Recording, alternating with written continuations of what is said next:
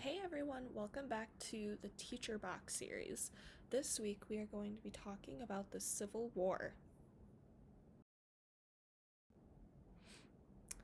So, the Civil War officially began with the attack on Fort Sumter in 1861. The Confederacy, or the South, grew to include 11 states and the Arizona Territory. The states that remained loyal were known as the Union, or the North. The Union included border states, which were Union states where slavery was legal. The South thought its way of life was threatened by the election of abolitionist President Abraham Lincoln. 4 years of combat left 750,000 soldiers dead and a total of over 1 million casualties. The Confederacy collapsed and slavery was abolished in the entire country with the passing of the 13th Amendment. The Reconstruction era, which lasted from 1863 to 1877, overlapped and followed the war. The point of this era was to restore national unity, strengthen the national government, and guarantee rights to the freed enslaved people. This process worked at first, but once Union soldiers pulled out of the South in 1877, no one was left to protect the free enslaved people anymore. What followed was the era of Jim Crow laws, segregation, and the suppression of African American rights, which would last until the 1960s, when the Civil Rights Movement finally put an end to the Jim Crow and finished the goals of the Reconstruction period. Now, let's open the box and see what's inside. So the first thing out of the box today are the journals of soldiers. And the Civil War was the first American war where many of the combatants were literate. Around 80% of the American population in the 1860s was literate, which meant many soldiers could write down their experiences. The war was documented through letters, memoirs, journals, and many other primary sources. Many soldiers wrote down their daily activities in journals or letters simply because it was something to do to stave off boredom. Others did it to preserve their journey of being soldiers and traveling the country. Some soldiers wrote about battles and fighting, but more often than not, soldiers wrote about their daily existence and desire to be at home. Alright, so the next thing out of the box is a book called My Dear Wife. Now, this book is a collection of letters from Samuel Pepper, a man from Belvedere who fought for 3 years in the Civil War. This book is a collection of all the letters he wrote while away during the war. This book contains no editorial changes to the original letters and has been reproduced verbatim to what was originally written.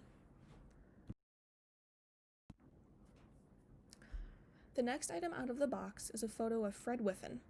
The 37th Regiment Illinois Volunteer Infantry, nicknamed the Fremont Rifles and Illinois Greyhounds, was an infantry regiment that served in the Union Army during the American Civil War. The 37th Illinois Infantry was organized at Chicago, Illinois, and mustered into federal service on September 18, 1861. At the Battle of Elkhorn Tavern and Pea Ridge, the regiment suffered casualties of the 54 members of Company A, 5 killed, 4 mortally wounded, and 24 wounded. The regiment suffered 7 officers and 91 enlisted men who were killed in action or who died of their wounds, and 5 officers and 164 enlisted men who died of disease, for a total of 267 fatalities. The regiment was disbanded on May 15, 1861. The next item out of the box is a compass holder. This leather pouch would have held a compass for a soldier. At that time, people used the sun, stars, moon, currents, and wind to find their way around. But clouds and other elements of nature can make that kind of navigation difficult. This made compasses important tools. Armies used compasses to help them make maps, track the movement of troops, and locate enemy forces. The compass is a key tool for a soldier on the battlefield because it is very easy to lose one's bearings with the chaos that ensues once fighting breaks out. This helps the soldier make sure he is going the correct way and is able to correctly follow and carry out orders. This pouch would have been attached to a soldier's belt and would have been worn most of the time by the soldier. This flap could be secured with the brass pin at the bottom of the pouch to make sure the compass did not fall out. Our next item is a Confederate flask. This was probably used by a Confederate soldier as a drinking flask. A soldier would have carried this with him at all times because he would want to keep it safe. The flask itself is glass with metal or lead top for the lid. The top half of the glass flask is covered with a layer of leather for protection and to conceal the contents inside. The bottom half of the flask is covered with a metal cup that could be removed and used as a cup to drink out of. Our next item out of the box are daguerreotypes. Daguerreotypes are images developed in a special way to make them seem as if they are floating on top of a surface. The photos were put through an extensive process with various chemicals to give them the floating effect. Daguerreotypes more than likely would have been carried by a soldier while he was away from home. This would allow him to have a picture of his loved ones while being enlisted. It is items like these that make a soldier's life a little more bearable while he was away from home. Keep in mind, people didn't travel back then like we do now. For most of these men, it was their first time being more than 50 miles from home.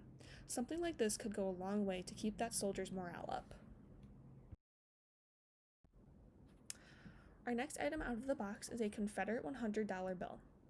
The Confederate dollar, often called a grayback, was first issued into circulation in April 1861 when the Confederacy was only 2 months old and on the eve of the outbreak of the Civil War.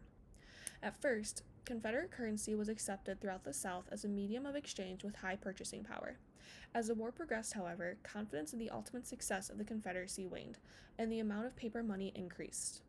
As the war went on, the currency underwent the depreciation and soaring prices characteristic of inflation. For example, by the end of war, a cake or bar of soap could sell for as much as $50, and an ordinary suit of clothes could cost as much as $2,700. Near the end of the war, the currency became practically worthless as a medium of exchange. This was because Confederate currencies were bills of credit, as in the Revolutionary War, not secured or backed by any assets, just as a currency issued by the Continental Congress was deemed worthless. Our next item out of the box is a photo of an African American soldier.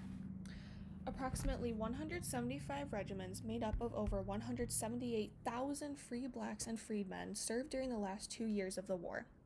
Their service bolstered the Union war effort at a critical time.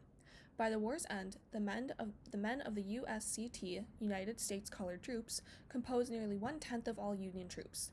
USCT regiments fought in all theaters of the war, but mainly served as garrison troops in the rear areas. The most famous USCT action took place at the Battle of the Crater during the Siege of Petersburg. Regiments of USCT suffered heavy casualties attempting to break through Confederate lines. Other notable engagements include Fort Wagner, one of their first major tests, and the Battle of Nashville. The USCT suffered 2,751 combat casualties during the war and 68,178 losses from all causes. Disease caused the most fatalities for all troops, both black and white. Losses among African Americans were high. In the last year and a half, from all reported casualties, approximately 20% of all African Americans enrolled in the military lost their lives during the Civil War. Notably, their mortality rate was significantly higher than white soldiers. African American prisoners of war received horrible treatment from the Confederate soldiers if they were allowed to surrender at all. Many Confederate troops did take African Americans as POWs, and this resulted in massacres of African American troops.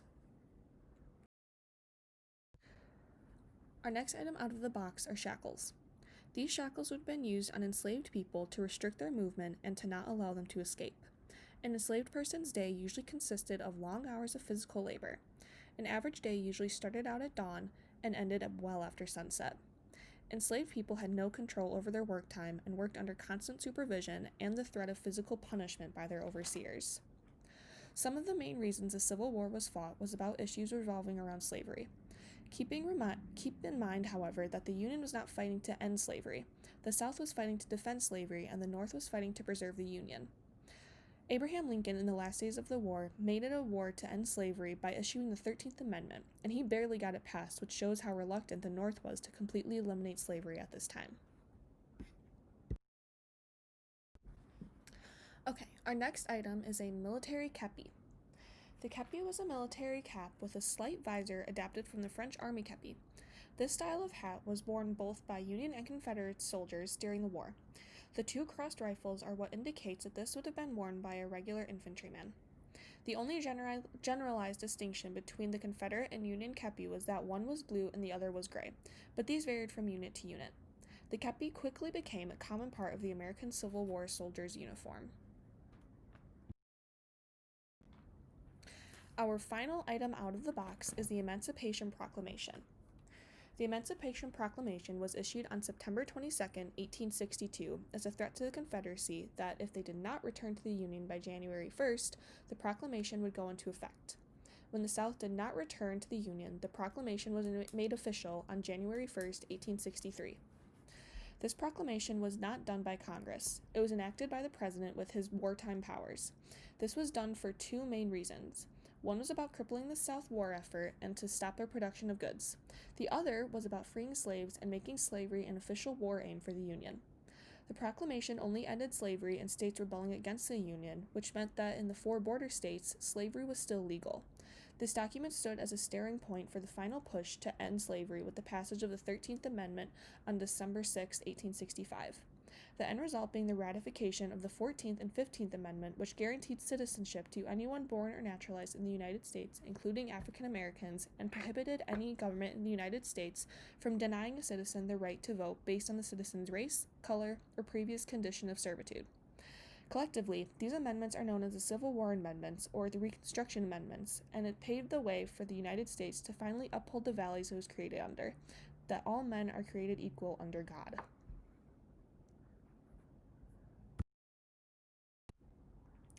That is it for the Civil War Teacher Box. I hope you all enjoyed it and keep looking for the next Teacher Box video. Thanks for watching.